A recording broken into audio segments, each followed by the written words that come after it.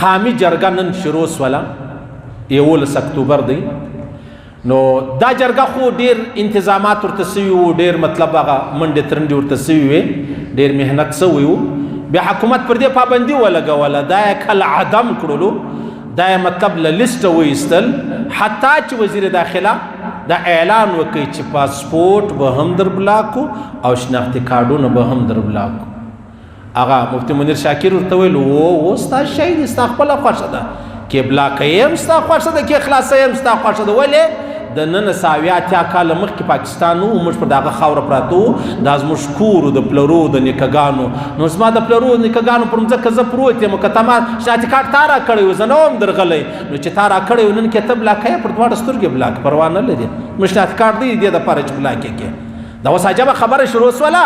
یعنې که دا ما چې ته لږ ښه سرغړونه وکړې دی ستا شناختي کارډ در بلاکوي او ته نه یې په خبر چې کله یو زوی بابا عاق له کور یې پسې واخلي دا زوی بیا ولاړ سي د اکاګانو کره که اکاګانو بیا د پلار د دشمنانو کره هلته ناست دی بیا پلار په ډبرو ولي ته نه یې خبر په دې خبره باندې دا ته و دې خبرې ته مجبوره کوې چې پاسپورټ در بلاکوم شناخت کارډ در بلاکوم داسې به وکړمه بیا به ته دا یا دا خبره نه ده دا فطري خبره ده که ته ما له کوره شړې زه خو به یو کور لره ځم که ته پر ما لاس پورته کوې نو زه خو هم د چا لاس نسم که بیا نه نسمه دا ستا له لاسه پیښه ده دا مسله پیغمبر علیه الصلاة والسلام مبارک فرمایي بدترین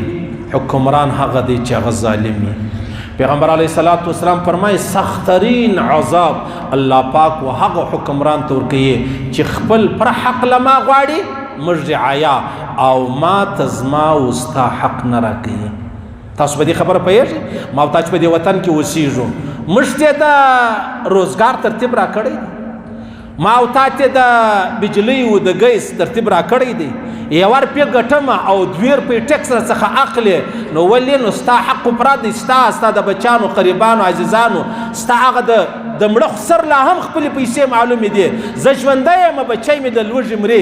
بچی مې د تندې مري بچی مې له یخ مري بچی مې له ګرمۍ مري مجال دی که تا و ما ته حق را کړی دی ولې د الله رسول فرمایي چې بدترین عذاب د هغه حکمران دی چې کوم خپل حق پره غواړي او د رعایا او حق نور کوي دی ټولو ته پره حق رسېدلی دی و ما او تا ته یوه ذره شی چې دی هغه رسېدلی نه دی پیغمبر علیه الصلاة والسلام فرمایي وای که چیرې یو ظالم حکمران په داسې حال کې مړ سو د بخاري او د مسلم حدیث دی که یو ظالم حکمران په داسې حال کې مړ سو چې د ظلم کوي پیغمبر علیه الصلاة والسلام فرمایي دا جنت پر ده حرام دی حرام نو چې جنت پر چا حرام سي نو بیا به چیرې ځي دوزخ لره به نه ځي دا هغه ظالم حکمران لکه نن زما او ستا د وطن چې دی پیغمبر علیه الصلاة والسلام فرمایي کوم حکمران چې زما د امت سره د خپلو رعایاو سره نرمي کوي یا الله د هغو سره نرمي وکړه او کوم حکمران چې د خپلو رعایاو سره سختي کوي دا د بخاري او د مسلم حدیث دی پیغمبر علیه السلام فرمایي یا الله د ده سره دغسې سختي وکړه دا پیغمبر علیه السلام فرمایي له ما سره سختي کوي د وطن سره سختي کوي د رعایاو سره سختي کوي ظلم کوي ناجایزه کوي خپل حق دې پره ویوړی زما پر حق دې ډاکه ووهله بیا ملامت زه یم خو بیا هم الحمدلله الله لره دې حمد وي بیا نن اجازه ورکړه چې تاسو جرګه کولی سئ او جرګه کوو دا جرګه څه د وطن خلاف پروګرام نه دی چې یاره زه به د وطن سره بغاوت کوم زه به داسې دا منم چې پلانه زه به ستا باغي یم تا زما بچی را ووژي زما لور دې را ووژل زما کور دې را ونړوئ زما کور دې را ړنګ کوئ نو زه به ستا سره دغسې بدي کوم نور د وطن سره زموږ جنجال نه دی وطن زموږ کور دی هېڅوک خپل کور په ډبرو باندې نه ولي نو الله پاک دې زموږ دغه چې کومه جرګه ده الله دې کامیابه کړي مولانا صاحب د دې حمایت وکړي ټولو پاټیانو والا د دې حمایت وکړي خو تر ټولو لویه ستړې به زه در وښیم عزیزانو لویه ستړې د پښتنو پر کور دا برابره ده چې موږ اختلاف تباه کړلو پښتانه یو نه لاس ځایه تقسیم شوي دي په مختلفو نومو باندې څوک وایي زه باچا خاني غواړم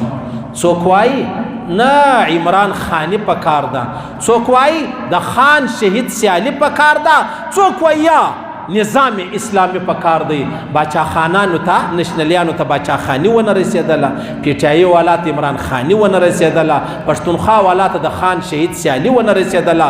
ما وارو ملایانو ته نظام اسلامی ونه رسېدی. ګر په خپلو غمو اخته یو.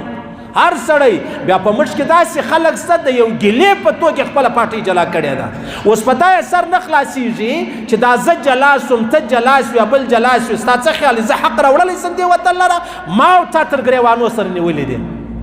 ما او تا د بله څه حق غواړو، ما او تا تر اوسه خپله نه دي سره تسلیم کړي، د بله څه ما او تا حق څنګه غواړو؟ دغه جرګه رابلل سوې ده، په ډېر ښه انداز رابلل سوې ده، د قانون د آیین مطابق رابلل سوې ده. یعنې که چیرې دا غوښتنه د حق قانوني او آییني نو بیا یې نه غوښتل ګناه نه ده. زه حق نه لرم، زه په دې وطن کې د اوسېدلو حق نه لرم، بېروزګاره یم، بیکاره یم، د لوږې خودکشي کوو او ته به ګرځې، ته به خپل کاروبارونه راته کوې، د دنیا ټیکسونه به زما پر سرو اخلي او ته به خوشحاله یې. ورسئ وګورئ څومره په عربو نه په کربو روپۍ زموږ د پښتنو نن ورسئ په سوو کنټینران چې دي هغه ولاړ دي، نه یې پرېږدي. د ورځې ټیکس را روان دی، په 100 روپۍ یو شی اخیستی دی، هغه شی نن دلته په 1500 روپۍ پروت دی او په بازار کې په 50 نه خرڅېږي. دا چا وکړو دا رقم؟ دا له ما سره چا وکړلو؟ موږ به خپل اختلاف ختموو. منم زه خپله دا د پی ټي ایم ملګرو ته وایم، ما ته ډېر په ښه انداز دعوت را کړی و، خاص کر مشر منظور پښتون، زه ډېر کورودانۍ وایم، الله دې ژوندی لري، آباد لري، شاد لري، غمخوره دی بالکل د خپل ملت د خپل قوم د خپل وطن. خو خبره داسې ده، زه اکثره ملګرو ته دا وایم، د علماو خلاف خبرې مه کوئ،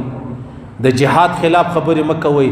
او د وطن د بغاوت خبرې مه کوئ. دا درې خبرې د مابین ځه وباسئ، انشاءالله انشاءالله کامیابي به ستا په لاسو کې نه، ستا په لمن کې الله در واچي. دا زما ودی ته دا یو ډېر لوی مطلب هغه یو په خواست ورته وایم، په زارۍ ورته وایم. په خپلو کې جدایي مه راولئ. علما پر خپل کار پرېږده، طالبان پر خپل کار پرېږدئ، جهاد والا پر خپل کار پرېږدئ. د هغسې مطلب هغه بیا به زموږ ته پریشاني نه وي. که ته پر سټیج ودرېږي یو سړی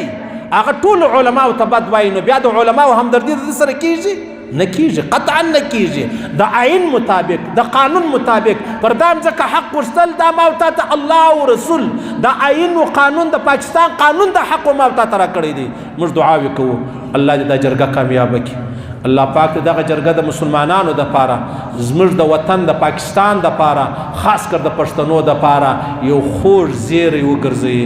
الله پاک دې د دښمنۍ زیری نه ګرځوي، الله پاک دې د جنګو د جګړو زیری نه ګرځوي. اوس هم 4 کسان پکې شهیدان سولو. حکومت ته موږ په ټینګه دا وایو چې هر شهید ته جلا معاوضه ورکه. که څوم 1 ارب روپۍ ورکې، د دې کور په دا 1 ارب روپۍ باندې نه آبادېږي. کم سے کم د خپله بدنامي چې د هغه ټوله که، کم سے کم زما سره همدردي وکړه، همدردي به کوې، همدردي به کوم. ګورې زما لاسونه تړلي دي او ستا لاسونه خلاص دي او بیا هم زه ظالم یم. زما لاسونه دي شاته را تړلي او ستا لاسونه خلاص دي، سره د دې چې ستا سره هتیار در سره دی، بیا هم زه ظالم یم، بیا هم زه بد سړی یم. راسه د جهان پر منافقانو، راسه د جهان پر کافرانو فیصله وکړو چې زه ملامت یم که ته ملامت یې، ملت ملامت یې او که ته ملامت یې، حکمران ته ملامت یې که دغه انسانان ملامت یې. الله پاک ته زموږ وطن نه راخرابوي. الله پاک ته دغه جرګه کامیابه کړي. چې کوم څوک ورک دي الله پاک د خپلو کورو لره جوړ او روغ راولي. ها که د قانون و د آیین خلاف جرګه یي، قانون د آیین خپل حق غوښتل، نه غواړو دا حق ورسره نه غواړو، قطعا نه غواړو. د آیین او د قانون په چوکاټ کې دا خبرې در سره کوو. دا زه چې بار دا خبره کوم، دا به بیا زما بیان خلک ټوکړې کې یو توری به راواخلي، د خپل مقصد دپاره به استعمال کړي. د آیین او د قانون مطابق حق غواړو، که د آیین او د قانون مطابق نه غواړو، دا حق استی مبارک. پوه شواست؟